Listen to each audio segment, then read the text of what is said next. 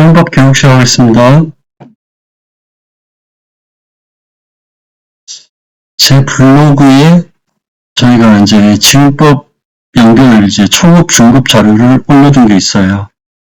요 엑셀 파일 하나당 한 케이스가 한 6개 정도로 있는데 제가 4월 달에 아마 여기까지만 교육을 했을 거예요.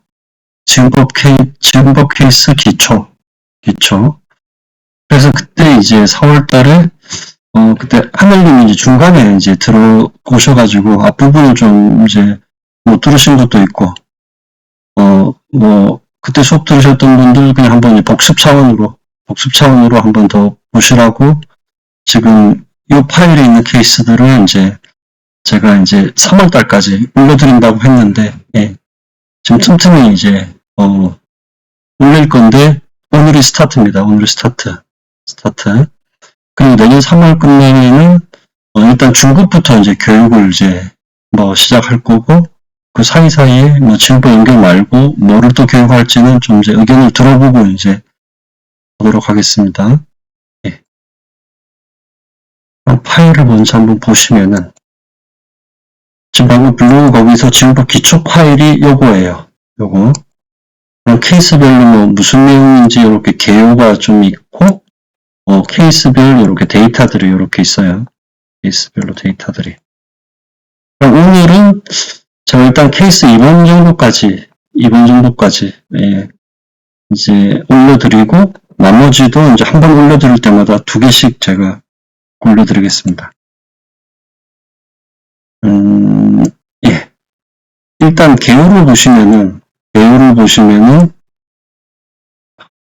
설립 취득인 경우에 케이스를 4가지를 일단 해놨고 그 다음에 기존 회사를 인수하는 경우 그리고 다시 설립 취득 이렇게 그러면은 어떤 회사가 저희가 지원법을 적용해야 되는 주식을 취득할 때는 2가지 방법이 있어요. 2가지 경우가 있는데 아예 우리가 최초로 회사를 설립하는 경우가 있어요. 우리가 100% 설립하는 경우도 있고 우리가 기존에 있는 회사를 취득하는 경우도 있어요. 그럼 지금은 기초고 그 중에서도 초반 케이스니까 당연히 설립하면서 취득하는 케이스를 이렇게 많이 지금 이렇게 케이스를 만들어 놨어요. 그러면은 설립한다라고 하는 거는 어차피 국내에도 만들 수 있고 해외에서도 설립할 수가 있는데 설립하는 경우는 그냥 주주들이 자본금 내고 회사가 처음 설립되면은 자산 부채 아무것도 없고 현금밖에 없죠.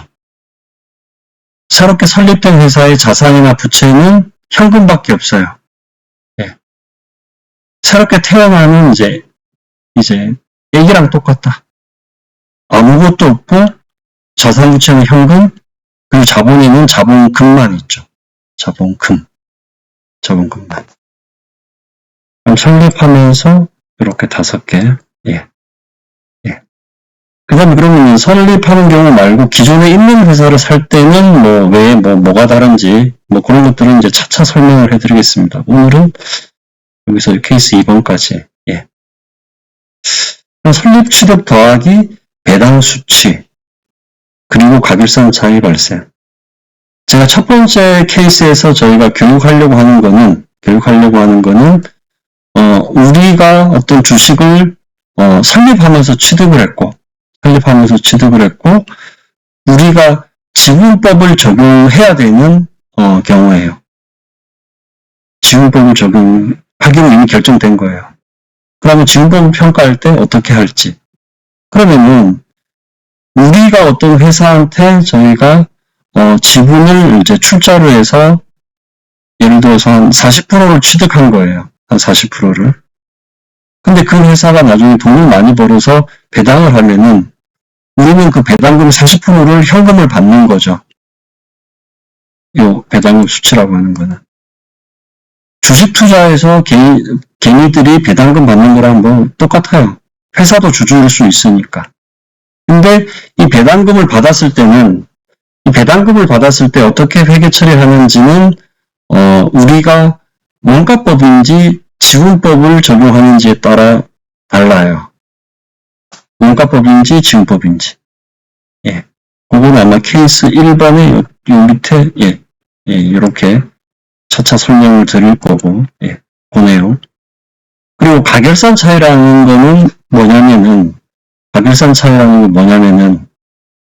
지분법의 개념은 우리가 어떤 회사를 취득했는데 그냥 뭐 아주 미미하게 조금 취득한 게 아니라 우리가 최소한 이제 우리의 말빨이 조금은 먹힐 만한 그걸 회계적으로 유의적인 영향력을 이상의 저희가 영향력이 있을 때 우리가 그걸 이제 지분법 주식으로 이제 취득을 하는 거예요. 그러면은 우리가 이제 40% 투자한 회사에서 만약에 당기순이익이 1억 났다. 우리는 그 회사를 40% 가지고 있으니까 우리가 투자한 그 회사의 당기순이익의 40%는 우리 거다. 그게 지분법 이익이라는 이렇게 개념이거든요. 그러면은 그 회사가 우리가 투자한 회사가 당기순이익이 1억이라는 거는 3월 다 끝나야지 저희가 이렇게 결정이 되는 거잖아요. 우리도 3월 말까지 법인세 신고하고 저쪽도 그러니까 우리가 투자한 회사도 3월 말까지 법인세 신고하고 우리도 이제 만약에 이제 외관 대상이면 감사도 받고 법인세 신고가 똑같이 3월 말까지 해야지 되는 거예요. 근데 우리가 투자한 회사가 결산이 늦어요. 엄청. 또는 우리가 엄청 이제 일정을 급하게 쪼아요. 3월 말에 뭔가가 되는데 우리가 예를 들어서 야 너네 2월 말까지 빨리 결산해서 재무제표 가져와. 우리 2월 말까지 우리가 또 어디다 보고를 해야 돼. 수시를 검증하는 거죠. 그러면은 우리가 투자한 회사에서 예를 들어서 2월 말에 이게 진짜 출연입니다 하고 딱 당기순이익을 가져와요. 1억. 그럼 저희는 거기다 40% 곱해서 지분법 이익 4천만 원이라고 해놓고 우리가 투자한 법인이 3월 말에 이제 감사받고 이제 법인세 내고 하면서 당기순이익이 바뀌는 거예요. 그럼 그 차이는 그 다음 해에 지분법 할 때 반영을 하거든요. 그걸 보통 회계에서 가결산 차이라고 해요. 얘는 그냥 디폴트다라고 생각을 하세요. 디폴트다. 뭐 예전에 어떤 뭐 이렇게 뭐 보거나 듣고 했던 것들 보면은 뭐 삼성전자는 뭐 전 세계에 뭔가 이제 결산을 쫙 빨리 땡기기 위해서 뭔가 이제 완전히 이제 돈을 어마어마하게 들여서 이제 연결 시스템을 구축했는데 그래서 삼성전자는 한 1월 한 5, 6일 정도 되면 이미 연결 숫자가 나온다. 연결 숫자가 나오는. 그러면은 어마어마하게 빠른 거죠. 국내에서 결산이 가장 빠른 데가 삼성이라고 생각하시면 돼요. 그러면은 삼성전자의 어떤 계열사가 1월 5일까지 자기 결산 마무리하고 삼성전자한테 이게 저희 금년 실적입니다 하고 보고하고 나서 3월 말까지 바뀌겠죠. 그거는 내년 손익에 반영되는 거예요. 뭐 특별히 큰 이제 금액이 아니면 이거는 타임라인을 보면 어쩔 수가 없이 무조건 발생한다. 디폴트다. 그럴 때 어떻게 회계 처리하는지 그걸 설명드려요. 뭐 나머지 이 부분들은 요거는 케이스 1번 설명을 드린 다음에 얘는 바로 이 케이스 2에서 설명을 드리겠습니다. 해외 재무제표를 어떻게 환산하는지는 여기서부터 나와요. 여기서부터. 그럼 케이스 1번을 볼게요. 우리가 내가 결산을 빨리 하고 뭔가 이제 파워풀하게 우리가 이제 결산을 진행하려면은 데이터 정리를 잘해야 돼요. 데이터 정리를. 그래서 제가 이렇게도 해보고 저렇게도 해보고 다 했지만, 이게 가장 그래도 좀, 최대한 한 곳에 필요한 정보를 압축해서 이제 정리를 한 게 현재 제 지금 이 템플릿인 거예요. 근데 나중에 제가 또 하다 보면은 뭔가 새로운 거게 또 뭐 도입되거나 하면은 여기에 뭔가가 또 바뀌겠지만, 일단 현재 기준으로는, 우리가 지문법이나 연결하려면은 우리 회사가, 그 지문법이나 연결을, 당하는 입장의 회사한테 투자한 그러니까 이제 투자한 히스토리를 정리하고, 우리가 투자한 그 회사가 우리가 이제 투자하고 나서 그 이후에 요 자본 이력을 정리하는 거예요. 자본 이력을. 그러면 얘는 왜 정리할까? 보세요. 지분법의 개념은 그냥 우리가 그 회사를 몇 프로 가지고 있으면은 그 회사의 몇 프로는 우리 거다. 그게 지분법 개념이거든요. 그럼 몇 프로라는 거를 정리를 이렇게 잘 해놔야지 되겠죠. 최초에는 지금 케이스처럼 25%일 수 있지만 이건 바뀔 수가 있는 거죠. 바뀔 수가 있다. 예를 들어서 우리가 투자한 이 회사가 엔비디아다. 10년 전이에요. 근데 우리는 여기가 이제 대박 날 거를 재수 좋게 미리 알았기 때문에 최초에는 이만큼 투자했지만 계속 어떻게 해요? 사겠죠. 증자에도 참여하고 또 산다. 이 지분율이 바뀌잖아요. 얘를 잘 정리를 해놔야지 되겠죠. 얘를. 그럼 이 자본 이력은 뭐 때문에 정리하냐? 자, 지분법 개념은 그 회사에 내가 지분을 가지고 있는 그 퍼센트만큼은 내 거라고 했죠. 그러면 어떤 회사의 자본은 뭐 최초 설립하면 자본금도 있고 뭐 이렇게 있지만 회사의 대부분은, 자본의 대부분은 그 회사가 설립하고 나서 쭉 벌어들인 이 당기순이익의 누적, 이 당기순이익의 누적이 주로 이제 잉여금이죠. 미처분여금. 예. 그러면은 우리가 예를 들어서 10년 동안 얘네들이 영업해서 만약에 우리가 이제 이익요금이 한 100억 났다.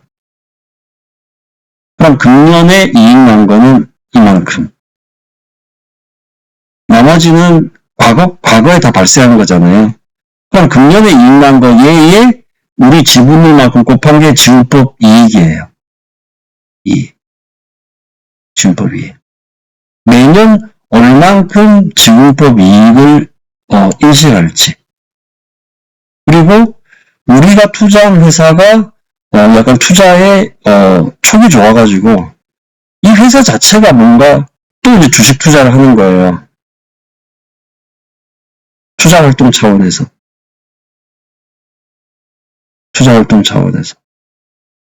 그러면은 우리가 투자한 회사가 얘네들인데 얘네들이 뭐 영업 재무가 아닌 투자활동으로 어떤 이제 우리가 FVOCI를 투자해놓은 게 있으면 거기서 이익이 날 거잖아요. 물론 까먹을 때도 있지만.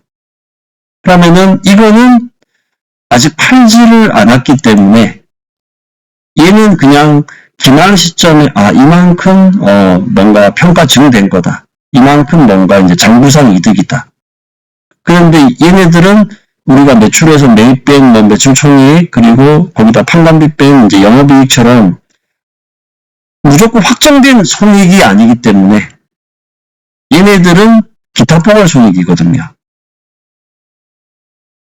뭔가 이득 난 것 같아. 근데 아직은 우리가 그거를 확정을 안 했어. 아직 가지고 있어.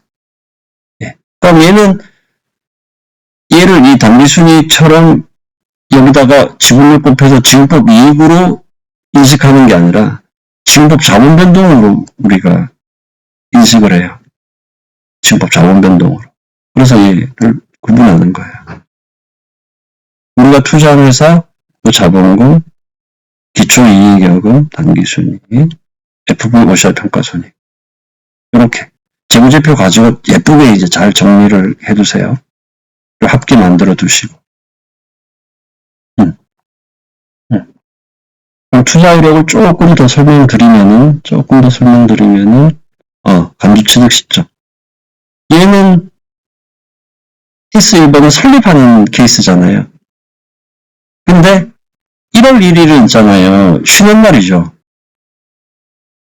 이 날짜에 실제로 설립할 수는 없어요.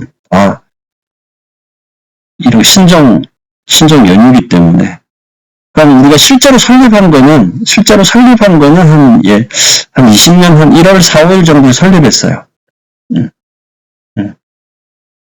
그러면은 우리가 지분법을 평가를 할 때는 이렇게 자본 이력을 정리를 해야 되는데, 이 자본 이력이 정리가 되려면은 결산이 된, 그리고 가능하면 감사까지 받은 재무제표가 필요하죠. 예를 들어서 실제로는 1월 5일 날 설립을 했지만 그 날짜엔 재무제표가 없어요. 설립 말고 만약에 인수를 했다. 어떤 회사를. 실제 인수한 날짜가 1월 5일이에요. 1월 5일. 그러면 우리가 1월 5일에 어떤 회사를 살 때 얼만큼 싸게 또 비싸게 샀는지를 계산할 때 그 1월 5일에 그 1월 5일 시점에 재무제표가 있어야 되는데 현실적으로 우리가 최소한 분기말, 반기말, 기말이 아니면은 월 중에 어떤 날에는 그 날짜에 재무제표를 구할 수가 없기 때문에 회계에서는 주로 가장 가까운 기말, 가까운 반기, 가까운 분기말로 간주취득 시점이라는 걸로 인식을 해요.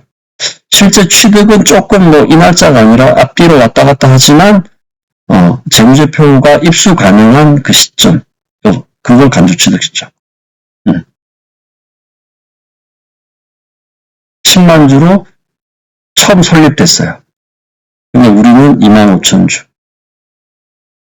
그럼 이 주식수는 얘네들 설립돼서 이제 생긴 회사의 등기부등본이나 걔네들한테 이제 주주명부를 이제 받으면은 우리가 25,000주를 가지고 있다라는 거를 알 수가 있죠. 감사할 때 이거 요청 자료. 네. 그러면은 우리가 25,000주를 취득하면서 뭔가 돈이 나갔을 거잖아요. 예. 얘는 왜 250만 원일까? 이 20년 1월 1일에 설립된 회사가 자본금 1,000만 원으로 설립된 회사예요. 자본금 1,000만 원으로. 우리 지분율은 25%이기 때문에 우리는 250만 원만큼 돈을 태웠다. 250. 여기까지. 근데 좀 더 복잡한 케이스는 여기다 뭔가 더 데이터를 정리를 해 나가야 되는데 아직 기초기 때문에 그냥. 그래서 이렇게 지분율까지는 그 자본 이력. 첫해 설립 시점, 첫해 초, 첫해 말, 두 번째 말, 세 번째 말 이렇게 이거 재무제표로 이렇게 딱 해요. 재무제표로. 그러면 우리가 이 지분법이나 연결할 때 우리가 투자한 회사들한테 재무제표를 받으면 항상 뭐를 확인해야지 되냐면은 보세요. 첫 해에는 1,000만 원으로 설립을 했어요. 1,000만 원으로. 근데 첫 해 동안 단기수익이 4,000만 원 왔고 얘네들이 그 와중에 이제 투자 잘해서 뭔가 이렇게 300만 원만큼 이득이 났어요. 자본 5,300. 그럼 그 다음 해로 2월 될 때, 재무제표가 넘어갈 때, 첫 해 말에 잉여금이랑 단기순이익이 합쳐서 여기로 가야지 되죠. 첫 해니까 기초잉여금 빵, 첫 해 단기순이익 4,000만 원. 뭔가 배당이 아니면은, 배당이나 가결산이 아니면은 4,000만 원이 넘어가야 되는데 3,500이 된 거예요. 그죠? 4,000만 원. 근데 3,500으로 기초가 넘어와 있다. 이거를 그냥 배당으로 배당으로 이렇게 문제를 만든 거예요. 배당 발생했다. 이게 가결산 차이일 수도 있어요. 하지만 이제 교육자료니까 배당이다. 이거의 원인은 배당이다. 이렇게 딱 해놓은 거예요. 이렇게. 그리고 두 번째는 또 한 2,900 정도 당일 순이익이 났죠. 2,900 정도. 그러면 보세요. 이제 3,500, 2,900. 이렇게 6,400이 그 다음에 넘어가야 되는데 기초가 6,700으로 넘어왔죠. 300만 원만큼 또 뭔가가 변동이 생겼어요. 일단 마이너스는 아니니까 얘는 배당은 아니겠죠. 물론 배당 한 500만 원하고 가결산 차이 같은 게 800만 원 생겼을 수도 있지만 제가 여기다 가정을 달아놨죠. 이 차이 300은 가결산 차이다. 가결산 차이. 그러니까 이 가결산 차이의 의미는 뭐냐? 이 가결산 차이의 의미. 보세요. 제가 이제 여기다가 25% 투자했잖아요. 근데 저도 어디한테 투자를 당한 입장이에요. 어디 해외 사모펀드한테. 사모펀드가 엄청 이제 실적이나 듀데이터를 쪼는 거예요. 야, 너네 2월 둘째 주까지 기준법 해서 가져와. 한 거예요. 2월 둘째 주까지. 그럼 저는 우리가 투자한 얘네들한테 너네 2월 첫째 주까지 가져와. 한 거예요, 제가. 첫째 주까지 빨리 해서 가져와. 그러면은 우리가 투자한 얘네들도 유실금 되면서 2월 첫째 주까지 재무제표 가져온 게 요거예요. 당기순이익이 2,900만 원이다. 이렇게 해서 가져왔는데 나중에 가서 보니까 진짜 이제 당기순이익이 2,900이 아니라 이 300만 원만큼 더 발생한 3,200인 거예요. 그러면은 이 회사 입장에서 요 21년 말에 요 당기순이익은 3,200이에요. 이 회사에 3월 저희가 이제 감사 다 끝나고 법인세 신고 다 끝나고. 근데 우리한테는 이 2,900으로 2월 첫째 주에 이미 보고를 한 거예요. 그래서 저는 이제 외국의 사모펀드한테 우리는 여기는 2,900이니까 우리가 그 4분의 1에서 지금법 이익 났다로 이미 이제 2월달에 보고가 끝난 거예요. 그럼 저쪽에서는 뭐 보고한 거 절대 수정하지 마. 이렇게 한 거야. 그럼 이 300은 실제 발생한 거는 이때 발생을 했지만 이게 거의 우리가 지원법을 하기 위해서 2,900이라고 잠정적인 당기순이익을 주고 나서 바뀐 거예요. 그럼 이거는 현실적으로 이제 이때 거를 고칠 수가 없는 거예요. 이때 걸 고칠 수가 없고 여기서 발생한 걸로 하는 거예요. 실제로는 보세요. 이렇게.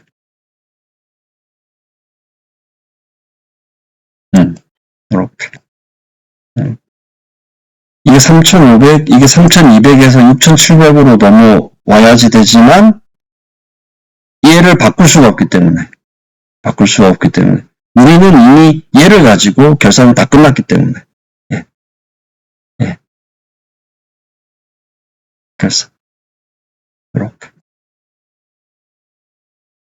6,400이 넘어와야 되는데 실제로는 이 300만 원만큼 가결상이 발생한 거예요. 그럼 이 300만 원은 금년에 발생한 거다라고 봐야지 되는 거예요. 금년에 발생한 거다. 다시 한번 말씀드리면은 우리가 투자한 얘네들이 우리한테 2월 첫째 주에 저희 당기순이익 2,900만 원입니다 하고 보고를 했어요. 그럼 여기다가 25% 곱해서 지급법 이익 얼마입니다라고 우리 회사가 사모펀드한테 보고한 거예요. 끝. 그리고 우리는 그걸로 감사받은 거예요. 그리고 나서 얘네들이 2,900이 아니다. 3,200이다 한 거예요. 근데 어떡하지? 그러면 얘네 회사는 그냥 이거 자체가 바꿔서 감사를 받았겠죠. 근데 우리한테는 2,900이라고 준 거죠. 우리가 이제 얘네들은 지급법 하는 입장에서는 이 300은 결국에는 이렇게 작년께 일단은 그대로 넘어오고 나서 가결산이 요만큼 발생했다라고 우리가 이해를 해야지 돼요. 그럼 이 가결산은 뭐 별로 금액이 크지도 않다. 그냥 단기 순이익으로 발생한 걸로 봐요. 단기 순이익. 그렇게. 그래서 이 내용을 일단 이제 이해를 한 다음에 투자 이력, 자본 이력, 투자 차이. 얘는 뭐냐? 얘는 우리가 어떤 회사에 25% 지분을 사요. 어떤 회사의 가치가 1조예요. 1조. 그러니까 1조에 25%면은 한 2,500억 되는 거죠. 근데 우리를 그거를 한 4천억 주고 산 거예요. 그럼 어떻게 산 거다? 비싸게 산 거다. 얼마를 비싸게 샀다? 1조에 25%, 2,500억이 적정 가치일 것 같은데, 우리는 4천억을 줬네. 1,500억만큼 비싸게 주고 샀구나. 그걸 회계에서는 영업권이라고 해요. 그리고 실제로 거의 발생하진 않지만, 1조짜리 회사, 25%, 2,500억 정도의 가치를 취득할 때 우리가 2천억만 주고 샀어요. 그러면 500억 정도 이제 싸게 산 거죠. 이런 일은 거의 발생하지 않지만, 그런 경우가 어쩌다가 발생했다. 그럼 그거는, 영가 매수 차익이라고 해서 저희가 지분법 이익으로 처리해요. 뜻밖의 이득이 났다. 뜻밖의 개이득이다. 단기손익. 영가 매수 차익, 지분법 할 때는 그냥 지분법 이익으로. 그럼 얼마나 비싸게 주고 샀는지, 싸게 주고 샀는지를 계산하는 파트다. 투자자가차. 이렇게. 투자 이력, 자본이력, 투자자가차. 그 다음에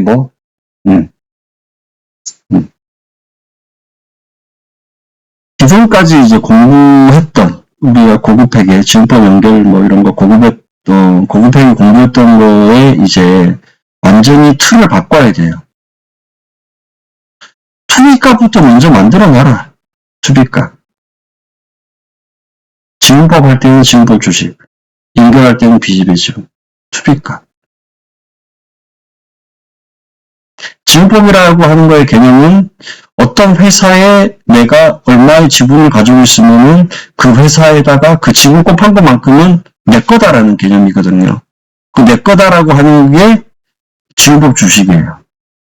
얘는 그 회사의 자본, 지분율, 그리고 우리가 얼마나 싸게 샀는지, 이런 것들을, 얼마나 싸게 또는 비싸게 주고 샀는지에 대한 데이터를 가지고, 언제든지 투비값이 튀어나올 수 있다. 특정 시점에 투비값을 만들 수 있다. 투비값문도 결론부터 만들어 놓고 나서 회계 처리를 쭉 만든다.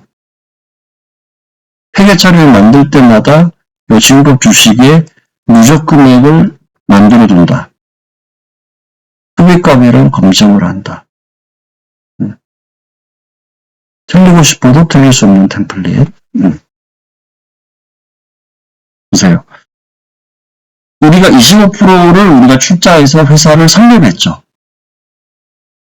최초로 설립한다라고 하는 거는 그전엔 아예 회사가 없는 상태이기 때문에 지분율도 그냥 0.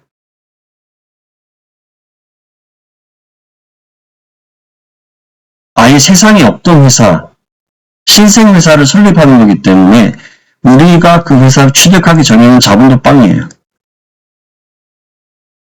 그리고 나서 자본금 1,000만 원이라는 회사가 이렇게 세상에 태어나는 거죠.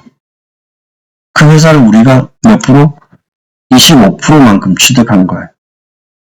그럼 뭐냐면 이 지분 변동액이라고 하는 거는 우리가 이 25%만큼 취득한 거잖아요.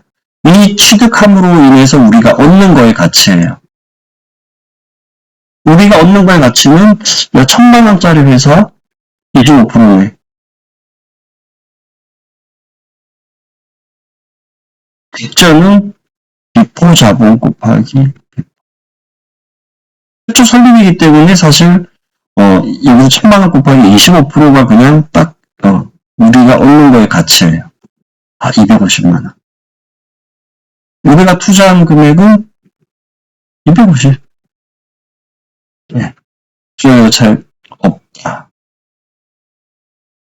10만 원짜리 설립하면서 우리가 25%를 가지고 있으면은 무조건 250만 원만 납입하기 때문에 설립해서 취득하는 경우에는 있잖아요. 우리가 비싸게 또는 싸게 사는 개념이 없고 제값 주고 취득하는 거랑 같은 개념이에요. 근데 최초 취득의 설립이 아니라 기존 회사를 인수하는 거다. 인수하는 거다. 그럼 어떻게 돼요?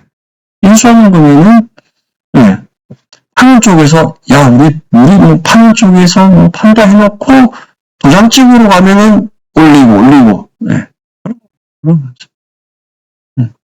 일반적으로 이제 영업권이 생기는 거죠. 이렇게 여기까지가 투자 되겠지.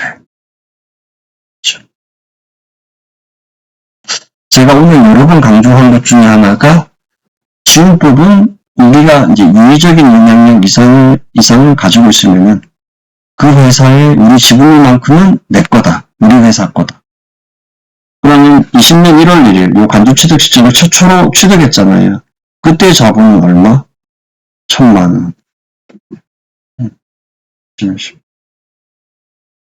설립하면서 했기 때문에 영업권은 없죠.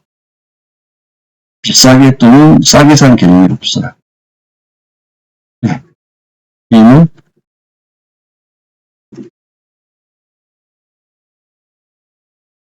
이렇게.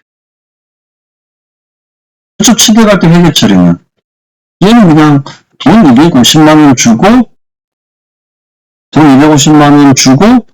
지분법 주시고 이렇게 했죠. 개별적인 별도 재무제표에서는 종속이다, 관계다, 공동기업 투자다 그 셋 중에 하나로 얘를 회계 처리했겠죠. 첫 번째 true가 떴어요. true가 떴다. 그 다음에 얘네들 취득하고 나서 1년이 지났어요. 얘네들이 이제 영업을 잘해가지고 당기순이익도 4,000만 원, 그리고 얘네들이 투자도 잘해가지고 FBOCI 평가순이익이 또 300만 원 생겼어요. 그러면 얘네들의 25%는 우리 거. 직관적으로 이제 쉽죠. 얘를 어떻게 회계 처리한다? 이렇게. 우리가 25% 투자한 얘네들이 4,000만 원? 이익 났네. 당기순이익 났네. 우리 지분율은 얼마? 25%. 이걸 뭐라고 한다? 지분법이. 얘는 1년 동안 보니까 얘네들이 투자를 해가지고 뭔가 기타 포괄 손익이 생겼네. 당기순이익처럼 얘네들도 25%는 우리 거. 지분 주식. 1, 3, 2, 5. 첫 해 말에 자본 이렇게 1, 3, 2, 5.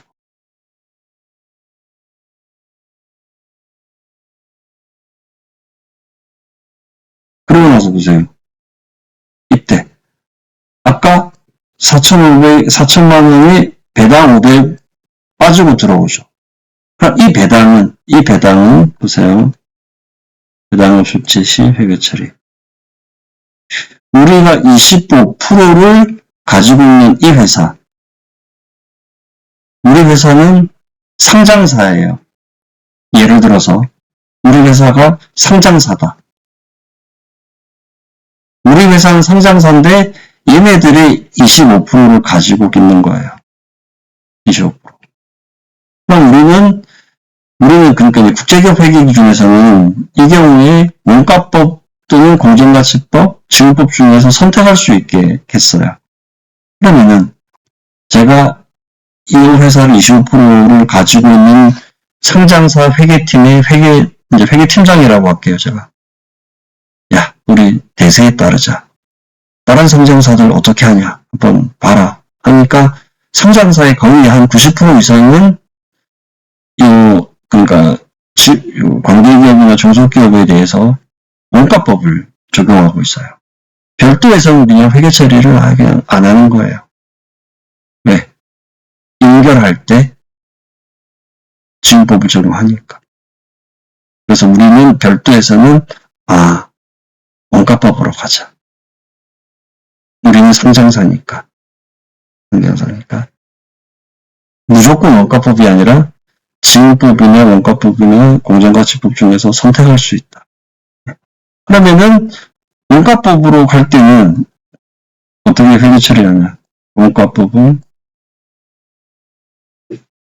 주로 상장사.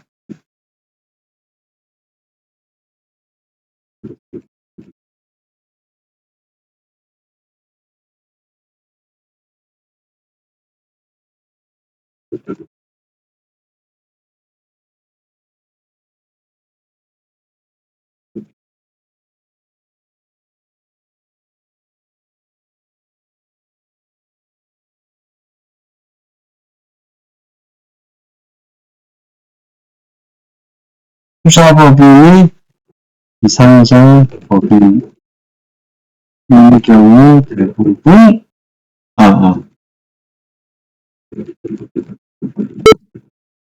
지급법이 원칙. 이렇게. 그럼 돈 들어왔다. 그러면 우리가 상장인지 비상장인지 상관없이 일단 차변에 돈은 들어오죠. 네. 이거 500만 원 있잖아요. 배당한 거 500만 원에 25%만큼은 500만 원 25%, 한 125만 원 돈이 들어왔잖아요. 돈 들어왔다. 근데 우리는 원가법이야. 뭔가 돈이 들어왔구나. 배당금 수익. 지급법은 이걸 어떻게 회계 처리하냐? 지급법은 보세요. 지급법은 이 자본의 25%만큼이 내 거니까 얘를 지급법 주식으로 가잖아요. 그러면은 여기서 지금 보시면 4천만 원에서 배당금 500만 원만큼 이제 회사 바깥으로 자본이 빠져나가는 거죠. 4천이 배당 500이 빠져나가고 3,500으로 왔잖아요. 회사의 자본이 배당을 하면은 회사의 자본이 줄어드는 거예요. 그러니까 돈 받은 만큼 주식을 까는 거예요. 돈 받은 만큼 주식을 깐다. 이렇게. 그럼 일단 저희가 21년 말에 지급법을 하기 전에 항상 뭐를 확인해야 된다? 잉여금 변동을 한번 봐야 된다. 이건 배당이라고 힌트가 있으니까. 현금 125만 원 들어왔잖아요. 현금 125만 원. 이게를 지급법 주식의 차감으로 본다. 왜 차감으로 보냐? 지급법 주식, 지급법이라는 것 자체가 이 피투자법인의 자본 변동에 내 지분만큼은, 그게 이제 주식에 반영되는 거예요. 당기순이익만큼 자본이 늘어난다. 내 지분을 곱해서 지급법이 배당만큼 자본이 준다. 근데 돈은 들어왔다. 그러니까 주식을 까는 거예요. 주식을 깐다. 이렇게 된다. 그리고 나서 21년에 1년에 또 지급법 평가하는 거예요. 또 지급법 평가. 얘는 배당으로 처리했어요.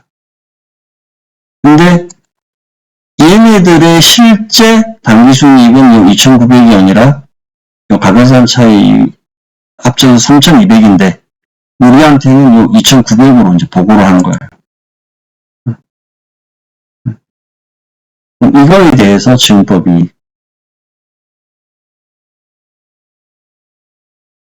이거에 대해서 몇 프로? 지금 지분율은 그대로죠. 저희 25%는. 실무 자원연도는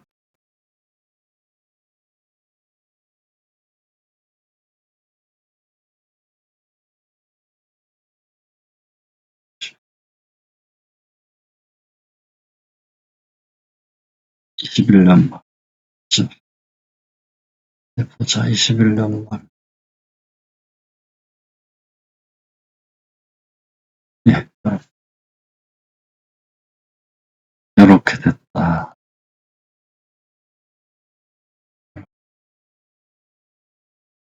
그 다음에 첫해, 두 번째, 세 번째. 이야, 6,400인데, 가결산 차이 300이 발생했구나. 이미 우리는 2,900으로 징벌 평가했기 때문에 EP투자법인이 실제로 3월 말에 바뀐 단기순이익 300이 22년에 발생한 것처럼 회계처리를 해요. 예. 그래서 전기에 요 6,400만 원만큼 넘어오고 가결산 차이, 단기순이익 변동이 생겼다.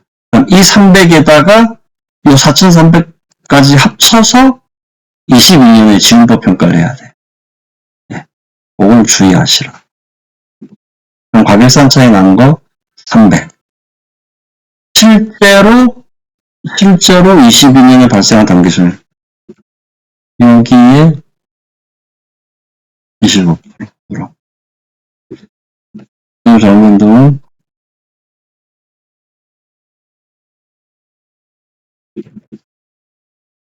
기초 중에서도 케이스 첫 번째잖아요. 비교적 쉽다. 이율도 그대로. 이렇게. 3,210.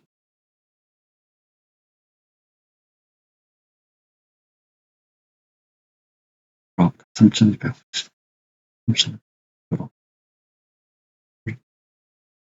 근데 어떻게 하면 틀리냐? 이 가결산 차이를 확인을 못한 거예요. 얘를 확인 못하고 그냥 요 징법 이익을 22년의 단기순이익 얘다 곱하기 그냥 25% 해버리면 땡 이렇게.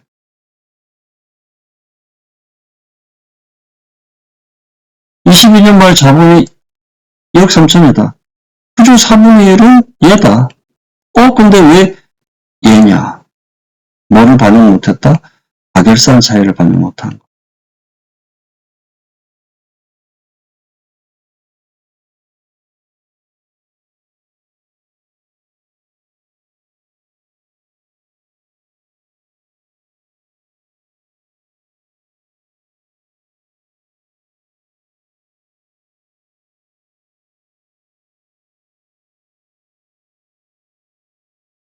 이 투자자의 차익은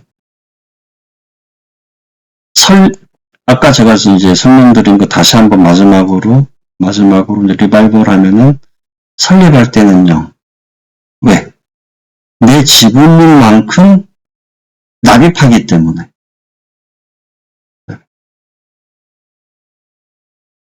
근데 설립이 아니라 저희가 나중에 뭐 기초 아니든 아니면 기초에서 뒷부분에서 만약에 이제 설립이 아닌 인수가 나오면은 보세요.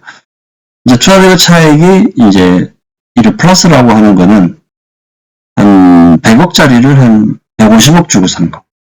비싸게 산 거예요. 지금 예를 들어서 지금 강남 아파트가 한 60억인데 야 나는 이거 한 10년 뒤에 한 100억 할 것 같다. 그럼 70억 주고 사는 거죠. 어떤 개념? 예. 근데 아니다. 투자자 차익 마이너스인 경우는 실제 거래에서는 잘 발생하진 않지만 싸게 샀다는 거예요. 파는 쪽이 너무 이제 간이 작아요. 파는 쪽이 너무 간이 작다. 파는 쪽이 간이 작다. 우리 이거 갈수록 어려워질 것 같은데, 이거 그냥 조금 손해보고 팔자. 응. 팔자. 그래서 조금만 더 기다리면은, 더 받고 팔 수도 있는데, 쫄아서 그냥 싸게 팔고 나가면은, 예, 드물지만 이제 싸게 사는 경우도 생길 수는 있다. 그래서 싸게 사는 개념. 얘를 연가 매수 차익으로. 드물다. 근데 얘는 왜 단기순이익, 이제 단기손익으로 반영하나? 이미 발생을 한 거죠. 이미 싸게 샀다라는 거는 이미 벌써 발생한 거예요. 그러니까 바로 이제 손익이 반영하고. 근데 비싸게 주고 산 거는 지금 알 수가 없어요.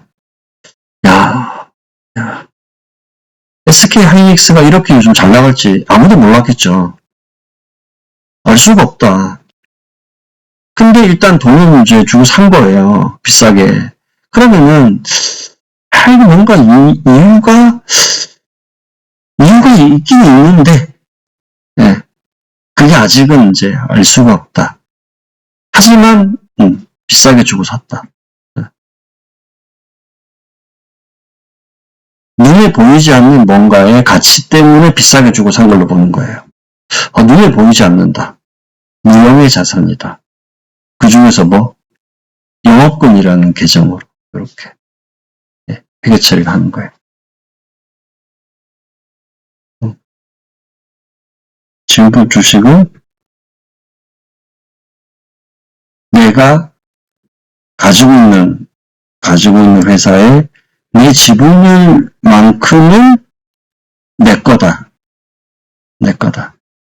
근데 처음에 살 때 비싸게 주고 샀다. 웃돈이다. 그만큼은 일단 주고 산 거니까 걔도 지분법 주식에 들어가는 거예요. 이래야지 계산이 맞다. 이래야지 계산이 맞다. 예. 첫 번째 케이스는 여기까지. 예. 제가 이따가 케이스 2도 이제 녹화를 하겠습니다.